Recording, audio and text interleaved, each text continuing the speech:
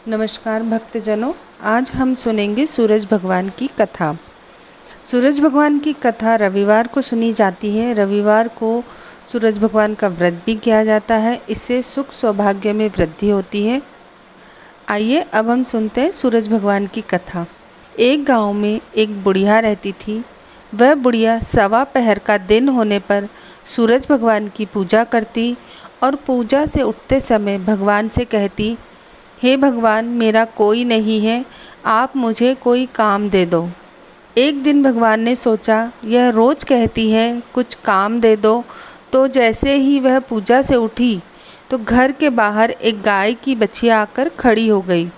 बुढ़िया ने सोचा कि क्यों न इसको अपने घर में रख लूं और इसी की सेवा करूं, तो मेरा मन भी लगा रहेगा। यह सोचकर वह उसको घर में ले जाती है। परंतु अगले ही दिन उसकी पड़ोसन को जल्दी किसी काम से बुढ़िया के यहाँ आटा पीसने आना पड़ा, तो उसने बुढ़िया को उठाया। जल्दी होने के कारण बुढ़िया दरवाज़ा खोलते ही वापस सो गई।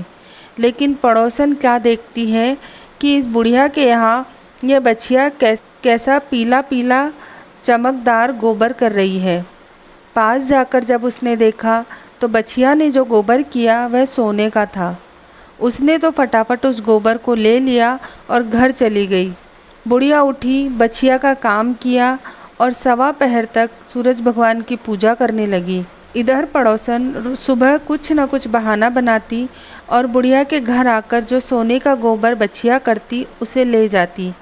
सूरज भगवान ने सोचा कि यह बुढ़िया रोज़ मेरी सेवा पूजा करती और मैंने प्रसन्न होकर इसके दुख दूर करने के लिए बछिया को भेजा, पर यह बुढ़िया तो भोली है और पड़ोसन इसके भोलेपन का फ़ायदा उठाती रहती है।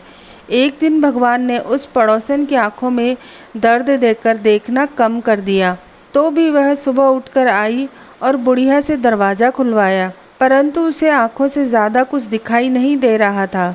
इस कारण उसके जितना गोबर हाथ लगा वह ले गई। उसके बाद बुढ़िया उठी तो वह बछिया का काम करने लगी। अचानक उसकी नज़र गोबर पर पड़ी तो उसने देखा कि यह पीला पीला क्या चमक रहा है। जब बुढ़िया ने हाथ लगाया तो आश्चर्य करने लगी कि यह बछिया तो सोने का गोबर करती है और पड़ोसन को इस बात की खबर थी, इसलिए वह रोज़ाना सुबह सुबह से ले जाती थी। अगले दिन फिर सुबह पड़ोसन जब बुढ़िया के घर आई तो बुढ़िया ने उसे डांट दिया, आज के बाद मेरे घर पर आने की ज़रूरत नहीं है। यह बात उस पड़ोसन को कुछ पची नहीं। पड़ोसन ने राजा को जाकर इस बात की शिकायत कर दी। राजा ने सैनिकों को भेजकर उस बछिया को राजमहल में मंगवा लिया और बांध दिया, परंतु वह तो सूरज भगवान की भेजी हुई बछिया थी। उसने पूरे महल में गोबर ही गोबर कर दिया, जिससे कि पूरे महल में गंदगी व बदबू फैल गई। राजा ने तुरंत प्रभाव से उस बुढ़िया को राजदरबार में बुलवाया और कहा, बुढ़िया, तुमने यह क्या किया? इस पर बुढ़िया बोली, महाराज, मैंने तो कुछ नहीं किया, परंतु मुझे तो यह सूरज भगवान ने भेंट की थी। यह रोज़ाना सुबह सोने का गोबर करती थी और मेरी यह पड़ोसन रोज़ इसे ले जाती थी। जब मुझे इस बात का पता चला तो मैंने पड़ोसन को डांटा और अपने घर पर आने से मना कर दिया। इस पर पड़ोसन ने नाराज़ होकर आपको मेरी शिकायत कर दी। इस बात पर राजा बहुत शर्मिंदा हुआ। उसने उस बछिया को बुढ़िया को वापस लौटा दिया।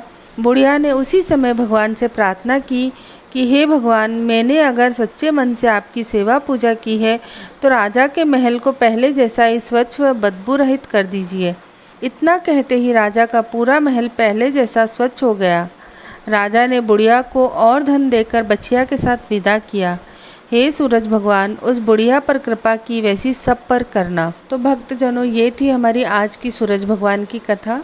अगर आपको हमारी ये कथा अच्छी लगे तो आप इस वीडियो को लाइक करिएगा, इसे अपने परिवार और मित्रों के साथ शेयर करिएगा और हमारे चैनल को सब्सक्राइब ज़रूर करिएगा। तो भक्तजनों, अब हम सुनते हैं विनायक जी की कथा। एक गाँव में एक सेठ सेठानी रहते थे। सेठ जी के गणेश जी की पूजा पाठ का नियम पक्का था, लेकिन सेठानी जी बिल्कुल विपरीत थी। वह पूजा पाठ में विश्वास नहीं करती थी।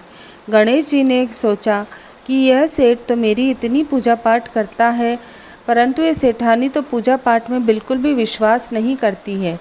इसे कुछ चमत्कार दिखाना होगा।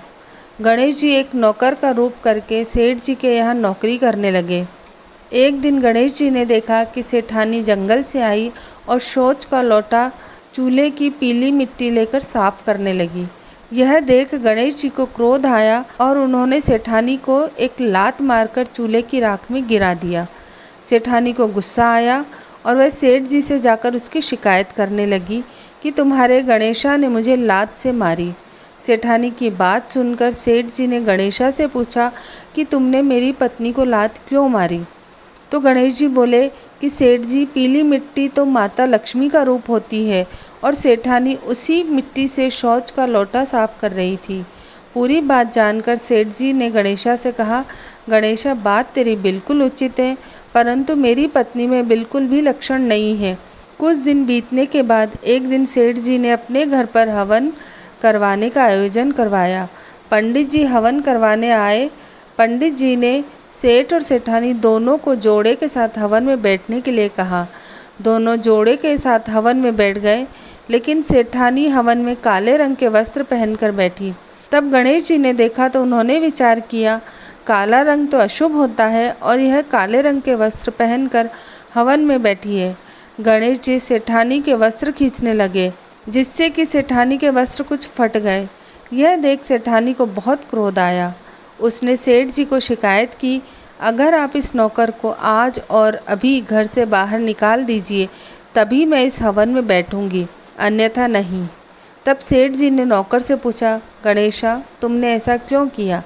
इस पर गणेश जी बोले, सेठ जी, काला रंग तो अशुभ रंग होता है और सेठानी जी हवन जैसे पवित्र कार्य में काले रंग के वस्त्र पहनकर बैठी थी। यह सुनकर सेठ जी के मन में विचार आया कि यह कौन है जो कि मेरा भला करने के लिए आया है।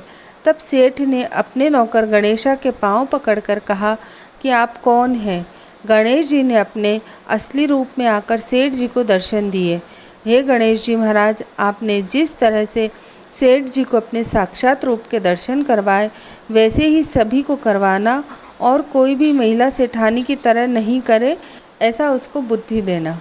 तो दोस्तों, ये थी हमारी विनायक जी की कथा। अगर आपको हमारी ये कथा अच्छी लगे तो इस वीडियो को लाइक करिएगा, इसे अपने परिवार और मित्रों के साथ शेयर करिएगा और हमारे चैनल को ज़रूर सब्सक्राइब करिएगा।